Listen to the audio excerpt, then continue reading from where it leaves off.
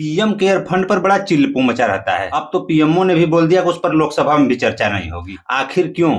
आप इन आंकड़ों पर ध्यान दीजिए। 2017 में इलेक्टोरल बॉन्ड वाली स्कीम आई थी। सरकार ने बोला था कि ब्लैक मनी को रोकने और पारदर्शिता बढ़ाने के लिए यह स्कीम लाई गई है। इसके लिए RBI act, company act, income tax act और आरपी एक्ट में संशोधन किया गया था। इसको इस तरीके से बनाया गया कि किसी भी चंदा देने वाली कंपनी या व्यक्ति का नाम डिस्क्लोज नहीं किया जाएगा। अब एक तरफ तो सरकार बोल रही है कि ब्लैक मनी रोकना है, पारदर्शिता बढ़ाना है, और दूसरी तरफ बोल रही है कि किसी का नाम डिस्क्लोज नहीं किया जाएगा, और इतने सारे जो जरूरी प्रावधान थे उसको भी हटा लिया गया। इरादा स्पष्ट था कि चंदा धंधा का खेल शुरू होने वाला था, और यही हुआ भी। नकली और घटिया दवाइयां बनाने वाली कंपनियों से हजारों करोड़ रुपए चंदा लिए गए। हजारों करोड़ खाद्य पदार्थों में मिलावट करने वाली कंपनियों से लिए गए। गाय काटने वाली कंपनियों से करोड़ों में चंदा लिए गए। भ्रष्टाचार में लिप्त फर्जी कंपनियों से हजारों करोड़ रुपए लिए गए। और यही नहीं, तमाम कंपनियों से इनकम टैक्स, ईडी, सीबीआई के रेड का डर दिखाकर चंदा लिया गया। ऐसा मैं इसलिए बोल रहा हूं क्योंकि आंकड़े बता रहे हैं कि बहुत सारी कंपनियों पर रेड हुए, लेकिन चंदा लेने के बाद इन्वेस्टिगेशन या तो स्लो कर दिया गया या तो बंद कर दिया गया। 2024 में सुप्रीम कोर्ट ने इस स्कीम को बंद कर दिया, बोला चंदा धंधा बंद करो, बहुत हुआ तुम लोगों का। अब इसके बाद का खेल देखिए, यही दिलचस्प है। 2024 से ही पीएम केयर फंड में कितने पैसे आए इसका आंकड़ा देना बंद कर दिया गया। हालांकि देने वाले का नाम तो पहले भी नहीं बताया जाता था, लेकिन अब कितना पैसा आया, कहां खर्च हुआ, ये भी बताना बंद। अब डाउट ये है कि इलेक्टोरल बॉन्ड बंद होने के बाद चंदा धंधा वाला काम पीएम केयर फंड के माध्यम से तो नहीं चल रहा है, क्योंकि पीएम केयर फंड इतना टेक्निकलिटी से बनाया गया है कि वो रहेगा तो पीएम के नाम से, लेकिन सरकार के नियंत्रण से बाहर। इसलिए उस पर डाउट और गहरा हो जाता है।